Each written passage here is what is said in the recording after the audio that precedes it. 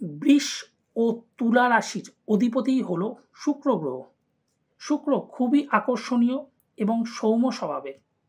বৃষ ও তুলা এই দুই রাশির মানুষেরা বেশ আকর্ষণীয়, সুন্দর এবং সৌম্য স্বভাবযুক্ত হয়ে থাকেন। শুক্র গ্রহ খুবই উজ্জ্বল, তাই হীরের দুটির সঙ্গে মেলানো হয়। এই দুই রাশির মানুষের নীল, আকাশী ও উজ্জ্বল সাদা রং ব্যবহার করতে বলা হয়। শুক্র গ্রহ চোখের সৌন্দর্য বা দৃষ্টিশক্তি প্রকাশ করে জ্যোতিষশাস্ত্র অনুযায়ী। শুক্র গ্রহ রোমান্স, রূপ, লাবণ্যের কারক গ্রহ। নীল বা নীলাভ সাদা রং মানসিক চাপ এবং উদ্বেগ কমাতে সাহায্য করে, প্রশান্তিদায়ক প্রভাব ফেলে, রাতে ঘুমাতে সহায়তা করে।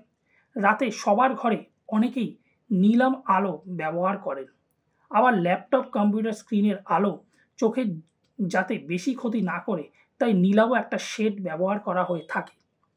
মনোবৈজ্ঞানিক বা চিকিৎসকেরাও আলোর থেরাপির সাহায্যে রোগীদের সুস্থ করার ব্যাপারে অগ্রণী ভূমিকা পালন করে থাকেন।